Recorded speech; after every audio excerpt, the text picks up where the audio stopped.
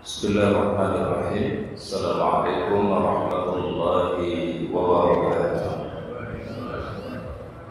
Hadirin yang dirahmati oleh Allah Subhanahu wa taala, pada kesempatan pagi hari ini kita akan melanjutkan kajian kita dari kitab 40 karakteristik mereka yang dicintai oleh Allah Subhanahu wa taala. Kita masih pada bahasan mengenai orang-orang yang senantiasa berzikir atau mengingat Allah Subhanahu wa taala. Di antara amalan yang sangat dicintai oleh Allah dan orang yang melakukannya juga mendapatkan cinta Allah taala, yaitu orang-orang yang senantiasa berzikir. Baik zikir secara lisan, zikir di dalam hati, ataupun zikir di dalam perbuatan kita. Karena kita salat itu pun juga bagian daripada zikir. Wa aqimis salata li dzikri, firman Allah, dirikanlah salat agar engkau senantiasa mengingatku, firman Allah. Berarti orang yang beramal saleh pada dasarnya ia sedang melakukan zikir kepada Allah Subhanahu wa taala. Jadi zikir itu ada dengan lisan, zikir bisa dengan hati, dan yang ketiga adalah zikir dengan amal soleh atau amal kebaikan. Maka Allah Subhanahu wa taala sebutkan di dalam surat Thaha ayat 130, maka bersabarlah engkau atas apa yang mereka katakan. Jadi Allah Subhanahu wa taala mengingatkan kepada baginda Rasulullah SAW, bersabarlah terhadap apa yang mereka katakan kepada engkau wahai Muhammad. Dulu baginda Nabi sallallahu alaihi wasallam ketika beliau berdakwah, di awal-awal dakwah beliau banyak kalimat-kalimat yang dikeluarkan yang disematkan kepada baginda Rasul. Beliau disebut adalah sahirun, tukang sihir. Beliau disebut juga oleh mereka majnun, orang yang gila. Beliau juga digelari oleh mereka yaitu dengan sebutan kahin, seorang dukun. Maka Allah Ta'ala perintahkan kepada baginda Rasul, fasbir ala ma yaqulun, bersabarlah terhadap ucapan-ucapan mereka, ya. Karena mereka melakukan itu adalah supaya baginda Nabi SAW down di dalam dakwah, ya. Dan itu apa dia dan Pak? Supaya hilang semangatnya, supaya kendor semangatnya untuk menyampaikan Islam. Jadi Nabi saja yang mulia, Nabi saja yang hebat, itu dikatakan dengan kata-kata yang tidak baik, apalagi kita. Maka Allah Ta'ala firmankan, fasbir ala ma yaquluna wasabbih bihamdi rabbika, maka kuatkanlah hatimu dengan senantiasa bertasbih memuji Rabbmu Allah Subhanahu wa taala. Ternyata salah satu cara untuk menguatkan jiwa, menguatkan hati kita itulah zikrullah. Jadi kalau orang dikasih ujian, kalau ingin dikuatkan jiwanya, dikuatkan hatinya, perbanyak zikir. Karena kita semua pasti tidak akan lepas dari ujian-ujian yang Allah Subhanahu wa taala berikan.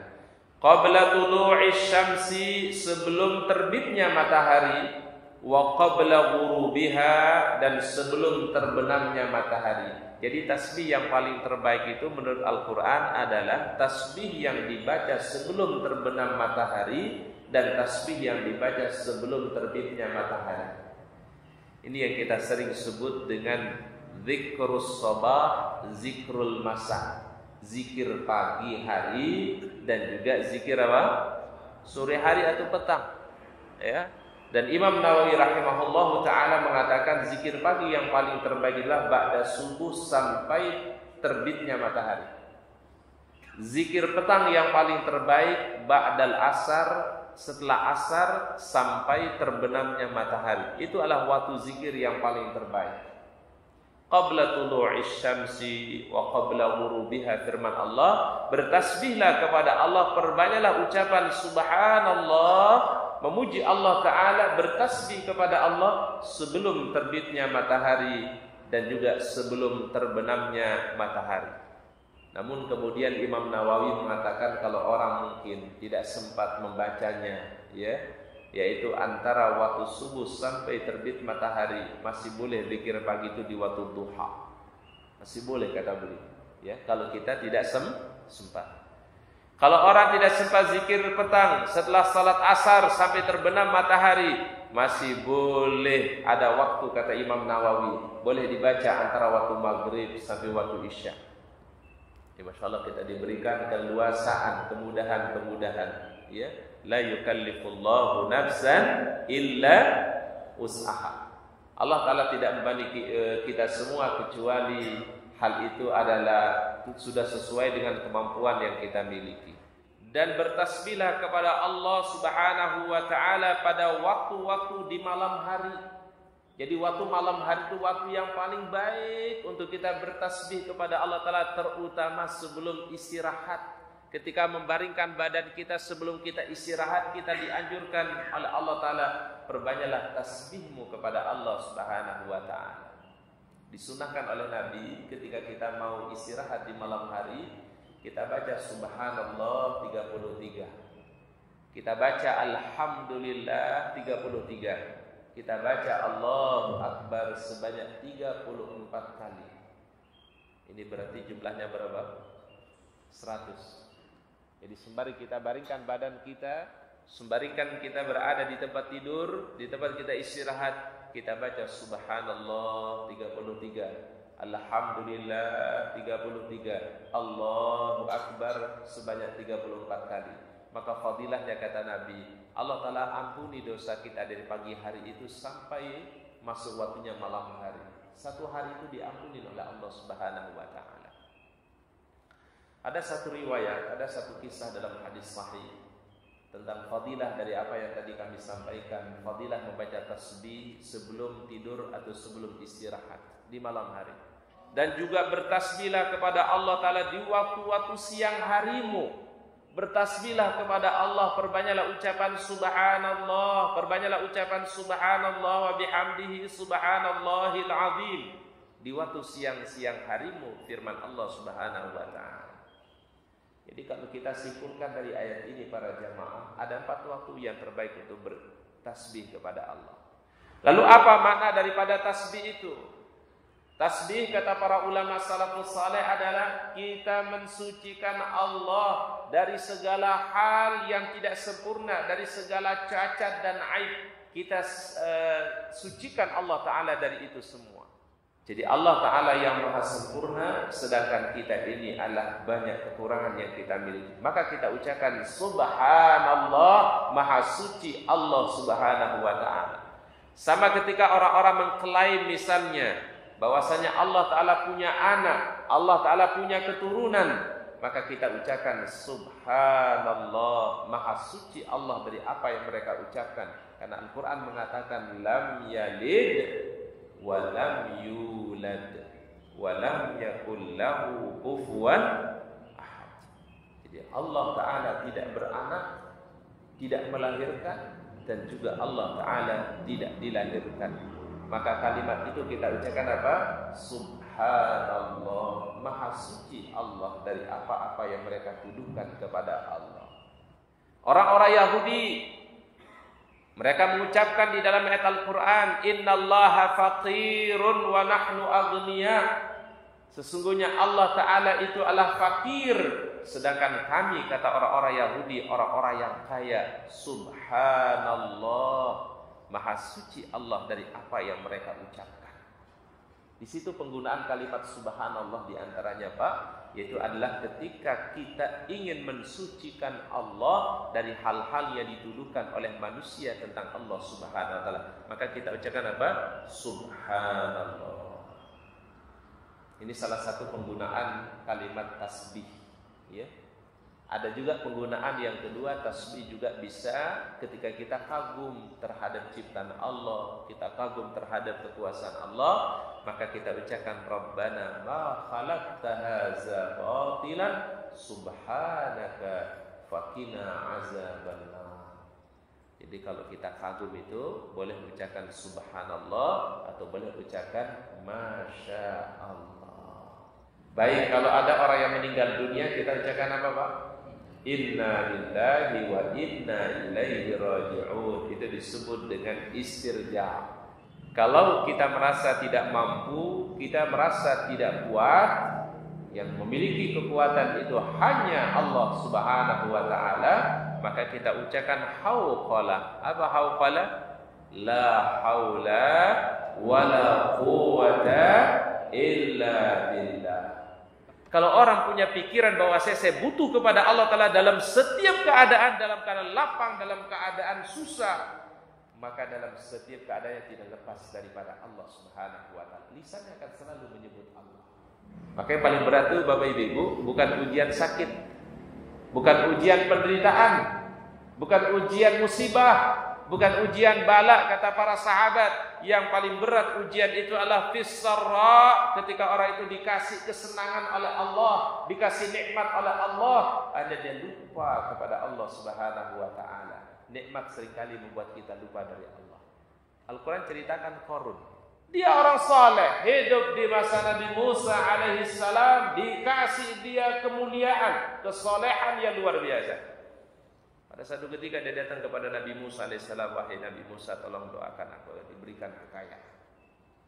Diingatkan oleh Nabi Musa AS, wahai Qarun, ini nikmat ketika Allah telah kasih kepada anda. Kalau anda tidak bersyukur kepada Allah, kalau anda tidak gunakan nikmat itu kepada Allah Ta'ala dengan baik, maka nikmat bisa saja melupakan anda dari Allah. Tapi kata Qarun dengan pedenya, udah doain aja deh Nabi Musa, dikasih nikmat sama Allah. Akhirnya Allah Ta'ala ijabah tuh doanya Nabi Musa alaihissalam. Dikasihlah harta yang Qarun. Yang pertama hartanya ketika masih sedikit, masih ingat ibadah, masih ingat sholat, datang ke masjid gitu ya Pak ya. Kalau dia Jumatan datang hari Jumat, kalau Idul Fitri, Idul Adha datang Pak ya. Tapi begitu bertambah kekayaannya, bertambah hartanya, maka yang tadinya rajin sholat jadi sering menunda-nunda waktu sholat. Semakin tambah harta yang Allah Ta'ala kasih, kaya yang Allah Ta'ala kasih, maka yang terjadi adalah lama-lama Qarun meninggalkan salat secara total. Orang soleh. Tapi ketika diuji dengan kesenangan, diuji dengan kelapangan oleh Allah Ta'ala, dia lupa. Ini disebut dengan Allahakumut Takas. Hatta zurtumul maqabir, sampai kalian masuk ke alam kubur, firman Allah. Keinginan manusia kepada dunia ini tidak akan pernah putus. Kalau orang punya satu ladang berupa emas, kata Nabi, latamanna saniyah, dia ingin 2 ladang. Sampai orang itu masuk ke alam kubur, ketika tanah sudah menutupi mulutnya, disitulah manusia sudah tidak punya keinginan lagi. Hatta zurtumul maqabir.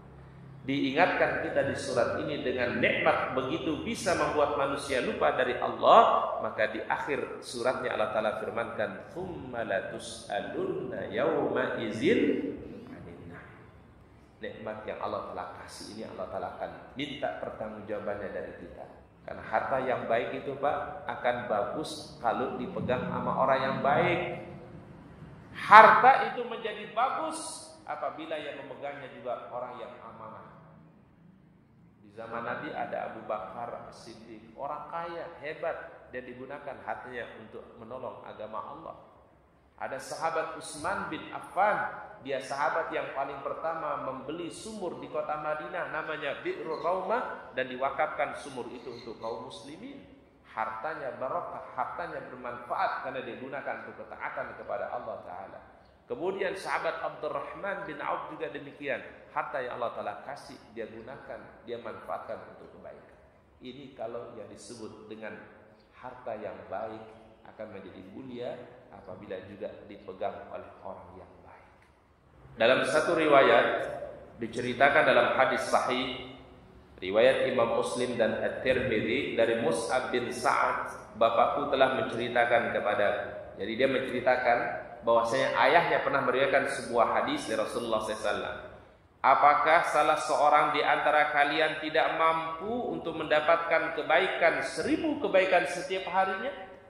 Jadi Rasul tanya ini Bapak Ibu, ya, apakah kita semua tidak mampu untuk mendapatkan setiap harinya ada pahala sebanyak 1000 kebaikan, kata Nabi SAW. Ini Rasul bertanya kepada para sahabat. Lalu salah seorang di antara yang duduk di dekat Rasulullah SAW bertanya, Kaifa yaksibu ahaduna alfa hasanatin ya Rasulullah, bagaimana cara kami bisa mendapatkan setiap harinya 1000 kebaikan wahai baginda Nabi? Maka Rasul menjawab, bertasbihlah kepada Allah sebanyak 100 kali setiap harinya. Ustaz, kok kita baca tasbihnya 100 tapi kok diberikan pahalanya 1000 kebaikan? Maka disinilah dijawab oleh Al-Quran, al-hasanatu bi asyri amsalihha, satu kebaikan Allah Ta'ala kalikan, lipat gandakan menjadi 10 kali lipat. Berarti ketika kita ucapkan subhanallah sebanyak 100 kali, tinggal dikalikan 10. Tidak ada yang paling mulia kecuali orang-orang yang menjaga tauhid. Tidak ada yang paling mulia kecuali orang-orang yang menjaga akidahnya. Maka kalimat la ilaha illallah dengannya kita hidup, dan insya Allah mudah-mudahan kita tutup usia kita dengan kalimat yang terbaik, kalimat la ilaha illallah. Maka Rasul katakan dalam sebuah hadis sahih, lakinu mautakum la ilaha illallah, bimbing, talkinkan orang-orang yang akan menghadapi sakratul maut kalimat yang terbaik, itu kalimat la ilaha illallah. Assalamualaikum warahmatullahi wabarakatuh.